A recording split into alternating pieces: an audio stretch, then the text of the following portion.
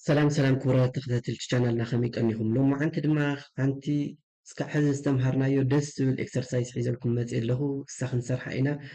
ነዚ ቻናል እዚ ሓደሽቲ ዝኾንኩም ሰባት ፕሊዝ ሰብስክራይብ ብምግባር እዚ ቻናል እዚ ንክዓቢ ኩላህና ንሓግዝ። ንካልኦት እውን ንክባፅሑ እውን ሼር ላይክ ምግባር ኣይፈለየና። ኣስተያየት ሃልይኩም እውን ኮሜንት ፅሓፉልና። ስለዚ ሎማዓንቲ ናብታ ኤክሰርሳይዝ ነብል ኢና። እዛ ኤክሰርሳይዝ ከም ንሪኣ ዘለና ማለት እዩ ኣብዚ ዘላ ስትራክቸር ብፋይል ወይም ብፎልደር ጌርና ክሬት ክንገብራ ኢና። ምክንያቱም ኣብዚ ዘሎ ኢንስትራክሽን ኣለና። እዚ ኢንስትራክሽን እዚ እንታይ እዩ ዝብል ዘሎ ኣብ ታሕቲ ዘሎ ስእሊ ክሳብ ሕዚ ዝተምሃርኩሞ መሰረት ፎልደርስ ኤንድ ሰብ ፎልደርስ ኣብ ዴስክቶፕ ስርሑ እዩ ዝብል። ስለዚ ኣብ ዴስክቶፕ ክንሰርሐ ኢና። ኩለን ሃገራት ነናይ ባዕለን ዋና ከተማታት ኣብ ውሽጢ እተን ሃገራት ግበሩለን። እተን ሃገራት ሰንመኒን ሕዘብ ዘለዋ ኢጅፕት፣ ኣልጀርያ እና ሱዳን ኣለዋ። ስለዚ እዚኣተን ሰለስቲአን እተን ሰብ ፎልደራት ዘለዋ ከት ዝግበር ከት ክግበር እዩ፣ ኮፒ ዝግበር ኮፒ ክግበር እዩ፣ ሪኔም ዝግበር ሪኔም ክግበር እዩ፣ ዲሊት ዝግበር ዲሊት ጌርና ዛብ ዝኒኣ ስትራክቸር ብዳይሬክተሪስ ኤንድ ሰብ ዳይሬክተሪስ ወይም ደግሞ ብፎልደር እና ሰብ ፎልደር ጌርና ክንሰርሓ ኢና። ብዚ ኣብነት እዚ እንደገና ዘነብዘያ ዘለዋ ኢንስትራክሽን ንኣብነት ኣብዚ ኣብ ትሕቲ ኢጅፕት ዝርከብ ካርቱም ናብ ሱዳን ኮፒ ግበርዎ፣ ብድሕሪኡ ኣብ ኢጅፕት ዝርከብ ካርቱም ድማ ኣጥፍእምዎ ዝብል ኣሎ። ስለዚ ከትጌርኩም ወይም ከዓ ከትጌርኩም ውሰድዎ ዝብል ኣሎ። ስለዚ ናይ ኢጅፕት ዋና ከተማ መን እያ? ካይሮ እያ። ስለዚ ካይሮ ናብ ኢጅፕት ክትመፅእ እያ። ኣብዚ ከዓ ካርቱም ትብል ኣላ ውሩ። ካርቱም ከዓ ናይ መን ዋና ከተማ እያ? ናይ ሱዳን እያ ምሽ። ስለዚ ናብ ሱዳን እያ ክትከይድ። ኣስመራ ኣብዚ እንደገና ኣብዘን ሃገራት እዚአን ኤሪትሪያ ስለዘየላ ኣስመራ ዝብል ዲሊት ክንገብር ኢና። ስለዚ ከምዚ እናገበርና ኣብዚ ከዓ ኢታሊ ከዓ ፓርት ኦፍ ናይ ኣፍሪካ ኮንቲነንት ስለዘይኮነ ኢታሊ እውን ኣብዚ መጨረሻ እንታይ ዝብል ኣሎ ናይ ኢታሊ ሽሙ እውን ብጅቡቲ ቀይርዎ ዝብል ኣሎ። ብጅቡቲ ክንቅይሮ ኢና። ስለዚ ናብዛ ቻሌንጅ እዚኣ ክንከይድ እሞ መጀመርያ እንታይ ኢና ክንገብር ዘለና ኣብዚ ክንስማዕምዐሉ ዘለና መን እዩ ሩት ዳይሬክትሪ ኢና ዝብል እዩ። ስለዚ ብተነብዚ ዘለዋ መስመራት ክነስታውስ ከለና ኩለን ካብ መን እየን ዝኸዳ ዘለዋ? ካብ መን ሩት ዳይሬክትሪ እየን ዝኸዳ ዘለዋ? ካብ ኣፍሪካ ዝብል እዩ። ስለዚ ካብ ኣፍሪካ ናብ ኢታሊ ካብ ኣፍሪካ ናብዚ ካብዚ ናብዚ ስለዝኾነ ሩት ዳይሬክትሪና ወይም ከዓ ሜይን ፎልደርና መን እዩ ዝበሃል ህዘብዚ ኣፍሪካ እዩ ዝብል። ስለዚ መጀመርያ ኣብ ዴስክቶፕ ኣብ ምንታይ ስቶሬጅ ኢልና ኣብ ዴስክቶፕ ስለ ዝበለና ኣብ ዴስክቶፕ ኣብዚኣ ራይት ክሊክ ንገብር እሞ ደን ኒው ንብል ካብኡ ፎልደር ኣለና።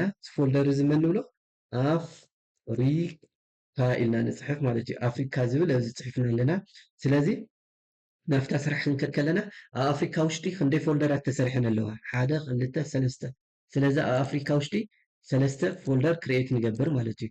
ራይት ክሊክ ንገብር ካብኡ ኒው ካብኡ ፎልደር ካብኡ ኤጌን ራይት ክሊክ ንገብር ካብኡ ኒው ካብኡ ፎልደር ኤጌን ራይት ክሊክ ንገብር ካብኡ ኒው ካብኡ ፎልደር ንገብር ማለት እዩ። ስለዚ 3 ኣይተማት ኣብዚ 3 ፎልደራት ኣለውና። ከም 3 ፎልደራት ሕዚ ክንሪኦም ከለና መንን መንን እዮም? ኢጅፕት፣ ኣልጀርያ እና ሱዳን። ስለዚ ኣብዚ እንታይ ኢልና ንፅሕፍ ናይ መጀመርያ ራይት ክሊክ ንገብር እንታይ ኢና ንገብር ሕዚ ራይት ክሊክ ጌርና እንታይ ኢና ንገብር? ሪኔም ንገብር ሪኔም ክንገብር እሞ ካብኡ እዚ እንታይ ኢልና ንፅሕፍ? ኢጅፕት ኢልና ንፅሕፍ ማለት እዩ። ካብኡ ተኻሊት እንደገና መን እያ? ተኻሊት እንደገና ኣብዚ ዘላ መን እያ? ኣልጀርያ ማለት እዩ። ስለዚ ኣብዚኣ ከዓ ራይት ክሊክ ንገብር ካብኡ ሪኔም ኢልና መን? ኣልጀርያ። እታ ሳልሰይቲ ኸ መን እያ? ኣብዚኣ ራይት ክሊክ ጌርና ሪኔም ኢልና መን ንብል? ሱዳን ማለት እዩ። ስለዚ ሰለስቲአን ፎልደር ኣለዋ ኣብዚ ሰለስቲአን ኣብዚ ዝርከባ ከዓ ፎልደር ኣለዋ። ራብዒቲ ግን ረሲዕና ኣለና ኣብዚ ራብዒቲ መን ኣላ ኣብዚ ሴም ዳይሬክትሪ ኢታሊ ትብል ማለት እዩ። ስለዚ ኣብዚኣ ራይት ክሊክ ጌርና ካብኡ ኒው ንብል ካብኡ ፎልደር ኣብዚኣ ከዓ መን ክሬት ንገብር? ኢታሊ ኢታሊ። ስለዚ 4 ሃገራት ኣለዋና 4 ሃገራት ኣብዚ መንን መንን እየን?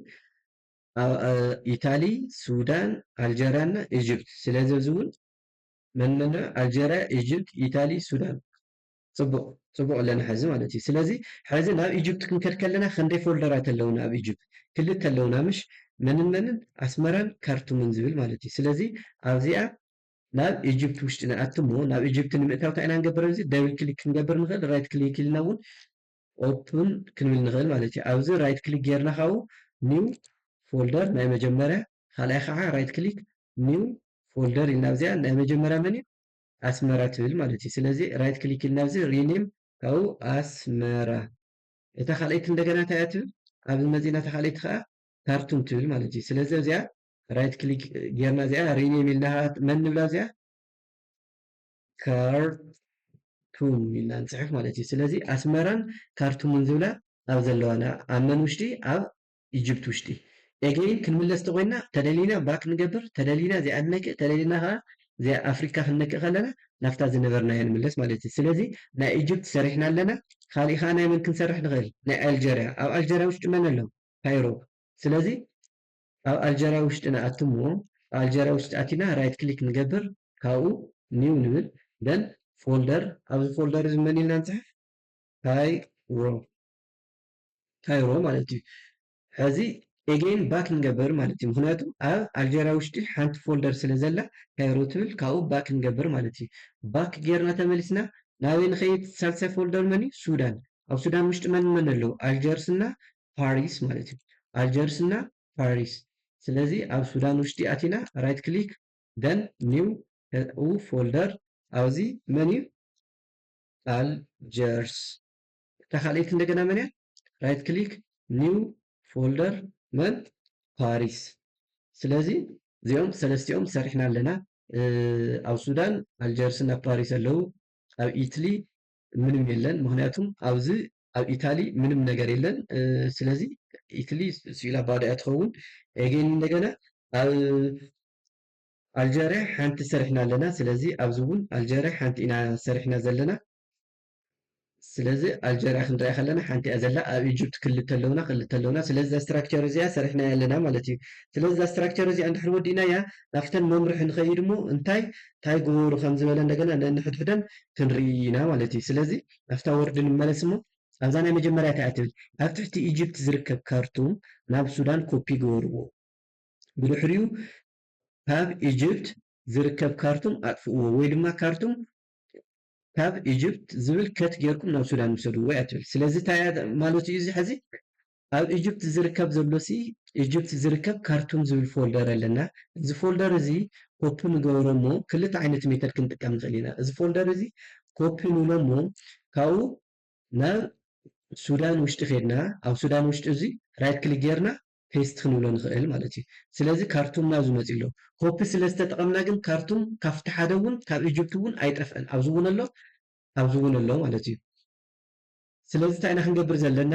ኣብዚ ኢጅፕት ኣቲና ከዓ እንታይ ክንገብር ኣለና?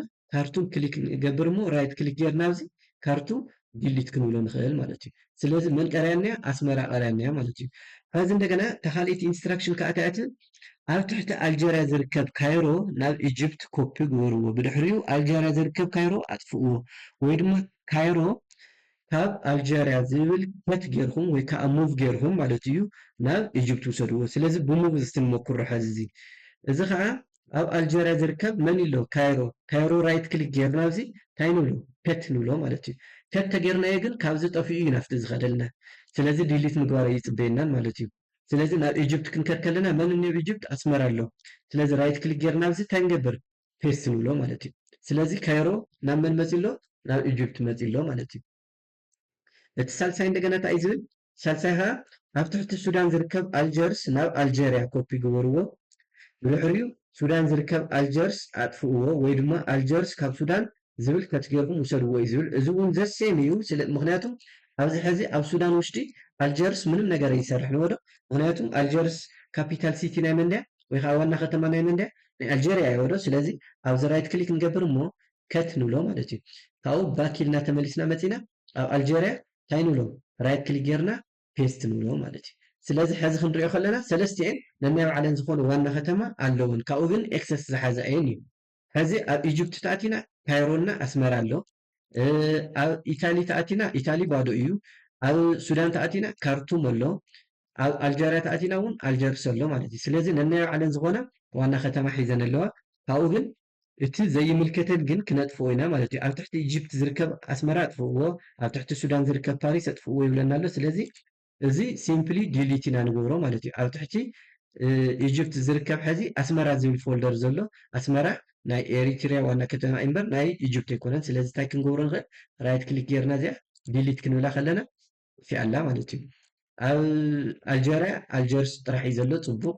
ኣብ ሱዳን እንደገና ፓሪስ ዝብል ኣሎ። ፓሪስ ሕዚ ናይ ፈረንሳይ ዋና ከተማ እምበር ናይ ሱዳን ዋና ከተማ ኣይኮነን ናይ ሱዳን ዋና ከተማ ካርቱም እዩ ስለዚ እዚ ራይት ክሊክ ጌርና ዲሊት ንገብሮ ማለት እዩ ስለዚ ሰሪሕናዮ ኣለና ካሊእ ዝቐረየና እንደገና ሓምሻይ እንታይ እዩ ኣብ ናይ ኢታሊ ሽም ብጅቡቲ ቀይርዎ ምክንያቱም ኢታሊ ኣብ ኣውሮፓ እምበር ኣብ ኣፍሪካ ትሕቲ ስለ ዘይርከብ ኢታሊ ዝብል ነበረ እዚ ራይት ክሊክ ጌርኩም ሪኔም ግበርዎ ሞ ሪኔም ጌርና እንታይ ንብሎ እዚ ጅቡቲ ንብሎ ማለት እዩ ስለዚ